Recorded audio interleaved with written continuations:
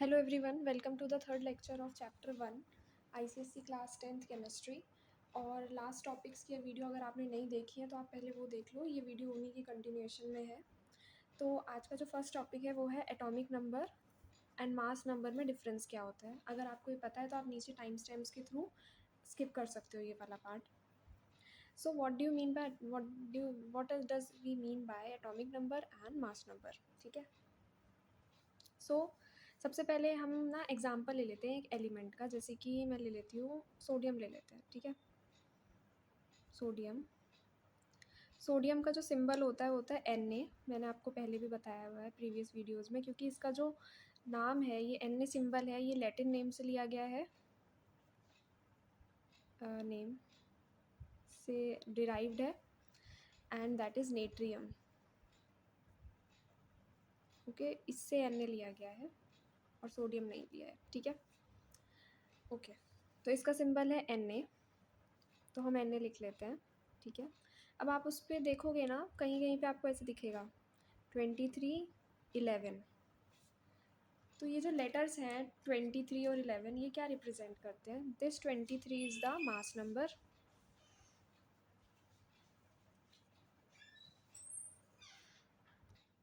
So this 23 is the mass number, and ये जो 11 है इसको बोलते हैं एटॉमिक नंबर,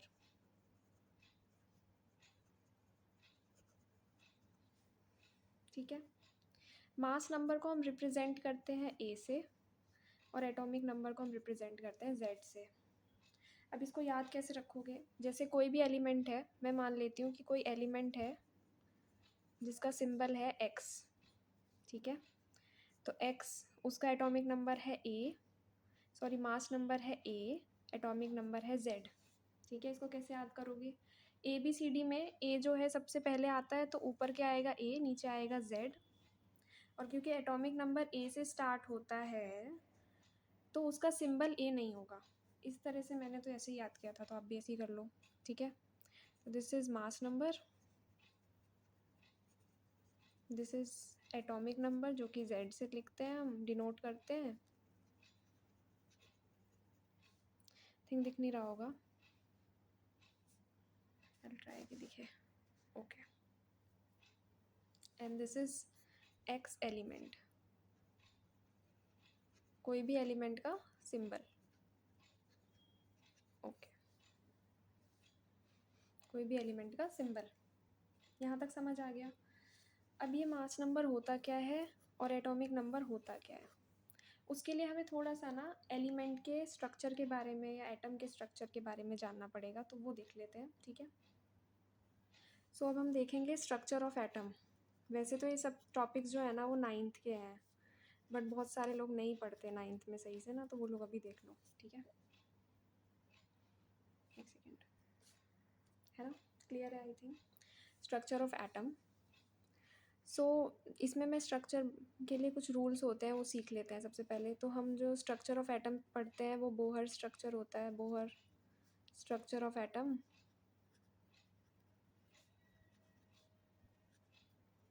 ठीक है। और इसमें हमें क्या सीखना होता है? इलेक्ट्रॉनिक कॉन्फ़िगरेशन सीखनी होती है,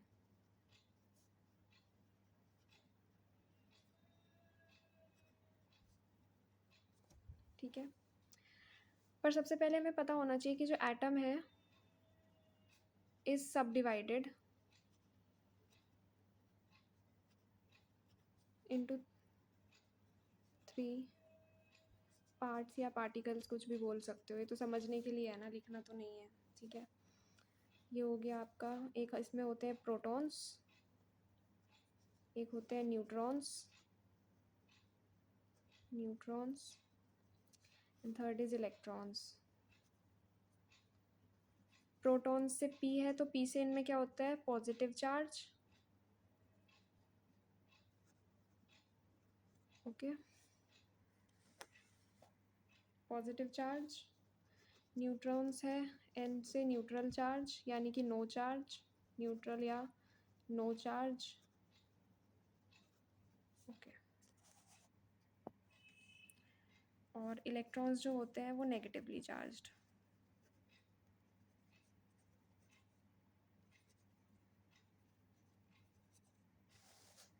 इलेक्ट्रॉन्स हमारे नेगेटिवली चार्ज होते हैं, ठीक है। ओके, ये वाला जो टेबल है अगर आपने बनाना है तो आप एक बारी बना लो समझने के लिए, बस खाली स्ट्रक्चर ऑफ एटम यहाँ तक हो गया होगा तो ये आगे का पार्ट है। ओके, अब इसमें ना कई सारी चीज़ें हैं, जैसे कि ये इलेक्ट्रॉनिक कॉन्फ़िगरेशन है, ये क्या होती है, अगर नहीं पता तो, अगर पता है तो ये पार्ट स्किप कर सकते हो, ठीक है। फिर प्रोटॉन्स क्या होते हैं, न्यूट्रॉन्स क्या होते हैं, इलेक्ट्रॉन्स क्या होते हैं, और जो मेन क्वेश्चन था कि एटॉमिक नंबर और मास नंबर क्या होता है, ये सारी चीज़ें हमें समझनी है, ठीक है। तो वो समझते हैं। सो अभी तक हम लोगों ने सिंबल्स पढ़ लिए हैं एलिमेंट के, ठीक है। उसके बाद में हमने देख लिया कि एटॉमिक नंबर, मास नंबर और सिंबल को रिप्रेजेंट कैसे करते हैं, ठीक है। ए से हमारा क्या होता है, मास नंबर होता है, वो ऊपर लिखा जाता है क्योंकि ए अल्फ़ाबेट्स में ऊपर आता है। फिर जेड से क्या होता है, जेड से हमारा एटॉमिक नंबर होता है, ठीक है। अब एटॉमिक नंबर और मास नंबर क्या होता है, इनकी डेफिनेशन देख लेते हैं। सबसे पहले आता है atomic number. Atomic number, atomic number है, it is the number of protons in an atom और नंबर ऑफ इलेक्ट्रॉन्स मैं ऐसे रिप्रेजेंट कर रही हूँ, ठीक है, in a neutrally charged atom.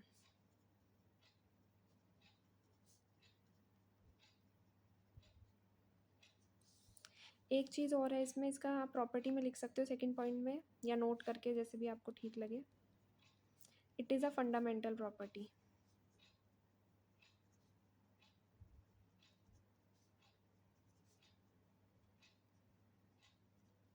ठीक है। So it is the number of protons in an atom और the number of electrons in a neutrally charge atom. मतलब एक एटम के अंदर कितने प्रोटॉन्स हैं और एक एटम के अंदर कितने इलेक्ट्रॉन्स हैं, पर जब वो न्यूट्रली चार्ज है तब, ठीक है। क्योंकि हमें पता है कि जब भी एटम बॉन्ड्स फॉर्म करते हैं तो वो क्या करते हैं, या तो ट्रांसफ़र ऑफ इलेक्ट्रॉन्स होता है, या लॉस्ट इलेक्ट्रॉन होता है, गेन ऑफ इलेक्ट्रॉन्स होता है, या फिर क्या करते हैं वो केमिकली कंबाइन करते हैं in the form of covalent bond, तो उनकी शेयरिंग चलती है इलेक्ट्रॉन्स की, तो इलेक्ट्रॉन के नंबर ना चेंज होते हैं एटम में। तो इसीलिए neutrally charge atom word use किया गया। न्यूट्रली चार्ज मतलब जिस समय कोई ट्रांसफ़र ऑफ इलेक्ट्रॉन नहीं हुआ है और ना ही कोई गेन ऑफ इलेक्ट्रॉन हुआ है, ना ही कोई शेयरिंग हो रही है, और बिल्कुल अलग एक सिंपल एटम है जो किसी भी उसमें पार्ट नहीं कर रहा है बॉन्ड फॉर्मेशन में। और number of protons in an atom, क्योंकि प्रोटॉन का नंबर चेंज नहीं होता है, इन अगर बात उसकी हो गई है न्यूक्लियर केमिस्ट्री की तो बात अलग है, अदरवाइज नहीं होता है चेंज। तो इसलिए यहाँ पे number of protons in an atom लिखा है, या number of electrons in a neutrally charge atom लिखा है, ठीक है। और it is the number of protons, क्योंकि नंबर ऑफ प्रोटॉन्स ना हर हर हर एलिमेंट का अलग होता है, ठीक है। Number of electron neutrally charge atom में अलग होते हैं, इसीलिए एटॉमिक नंबर ना एक फंडामेंटल प्रॉपर्टी है। फंडामेंटल प्रॉपर्टी जो केमिकल रिएक्टिविटी डिसाइड करती है, मतलब केमिकली इसकी प्रॉपर्टी कैसे होंगी, रिएक्ट कैसे करेगा दूसरे एलिमेंट्स के साथ, वो सब पढ़ेंगे, केमिकल बॉन्डिंग वगैरह सब कुछ है आपके कोर्स में। तो ये केमिकली रिएक्टिविटी डिसाइड करती है, ठीक है, केमिकल रिएक्टिविटी या फिर, तो इसलिए इसको फंडामेंटल प्रॉपर्टी कहते हैं। फंडामेंटल प्रॉपर्टी का जो मेन एम है वो यही है कि ये इसके जो एटॉमिक नंबर है ना, एटॉमिक नंबर के थ्रू हम ना क्लासीफाई कर सकते हैं अलग अलग कैटेगरीज में बहुत सारे एलिमेंट्स को, और उनकी स्टडी ना ईजी बन सकती है, ठीक है। तो एटॉमिक नंबर जो है वो ये होता है। मास नंबर क्या होता है, मास नंबर होता है मास ऑफ एन, इसकी डेफिनेशन में लिख रही हूँ मैं, mass number of an atom, ठीक है, in atomic mass units, AMU, ठीक है। इसको अगर आप डिटेल में पढ़ना चाहते हो तो मैं अलग से वीडियो बना दूंगी मास नंबर पे, फिलहाल हमें सिलेबस में भी ज़्यादा नीड नहीं है, बट पता होना चाहिए मास नंबर जो है वो मास ही होता है, किसी भी एटम के अंदर कितना मास है, ठीक है, पर एटॉमिक मास यूनिट्स में। बाकी एटॉमिक मास यूनिट्स और फिर वो बहुत लंबा कॉन्सेप्ट हो जाएगा तो टाइम लगेगा, उसको नहीं करेंगे अभी, ठीक है। इसके बाद में हमने ना हमारा जो मेन टॉपिक था वो था पीरियोडिक टेबल, ठीक है।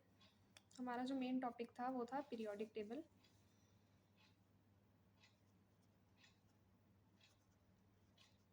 और पीरियोडिक टेबल में भी हमने एक तो पढ़ा था न्यूलैंड लॉ ऑफ ऑक्टेव्स।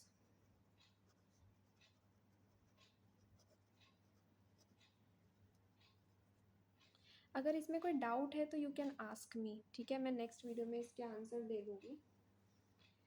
और आज जो हम पढ़ेंगे वो है थोड़ा सा बेसिक्स देखेंगे डोबरनियर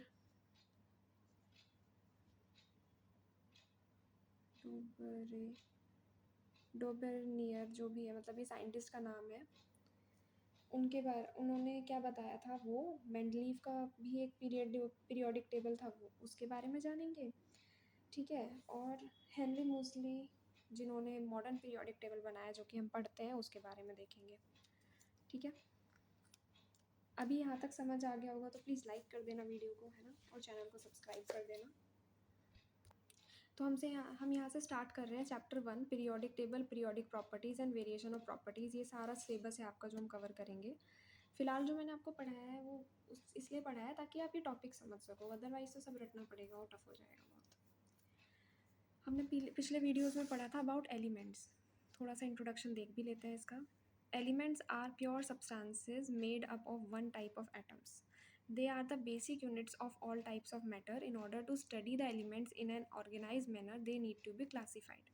मतलब एलिमेंट्स की क्लासिफिकेशन ज़रूरी होती है ताकि हम उनको ना इजीली स्टडी कर सकें और एक ऑर्गेनाइज मैनर में स्टडी कर सकें। अब 118 से भी ज़्यादा एलिमेंट्स हैं पीरियोडिक टेबल में। मतलब 118 एलिमेंट्स तो वो हैं जो डिस्कवर हो चुके हैं, बाकियों का तो पता भी नहीं है अभी, ठीक है, कि और भी है या नहीं है।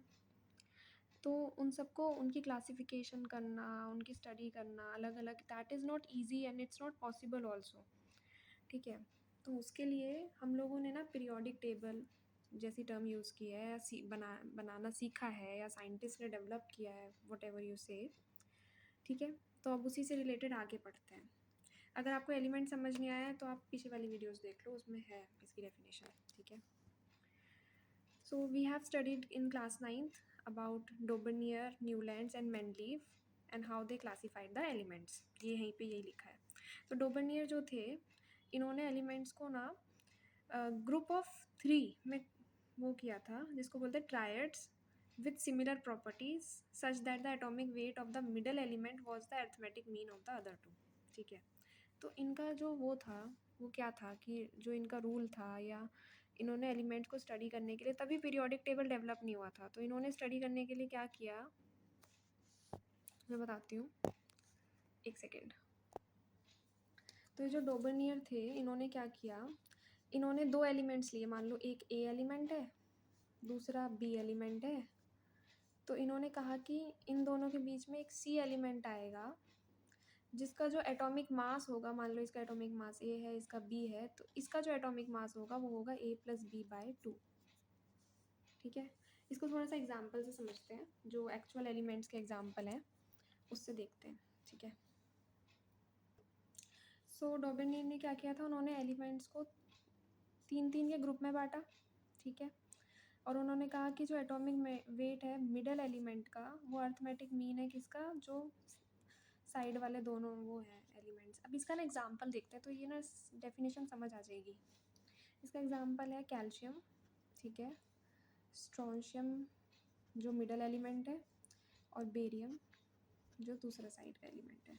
तो इसमें स्ट्रोंशियम Sr जो होता है, स्ट्रोंशियम का वो होता है, सिंबल होता है, ठीक है। ये जो है, ये है मिडल एलिमेंट जिसकी यहाँ पे बात हो रही है ना, वो ओके।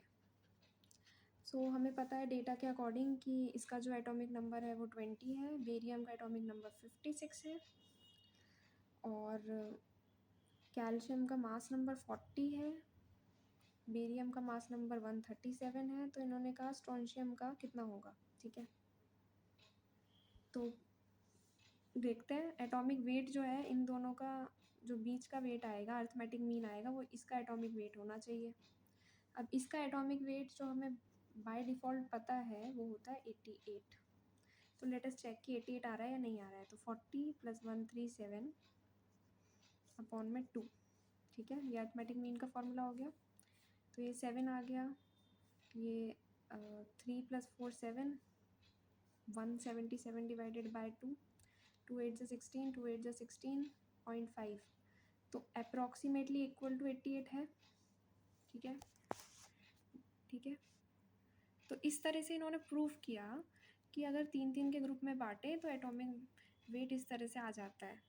ठीक है, लेकिन ये लॉ जो है ये फेल हो गया, ये हर एलिमेंट पे नहीं लग सकता था, और इससे क्या फ़ायदा होता। ठीक है, अब आगे बढ़ते हैं हम।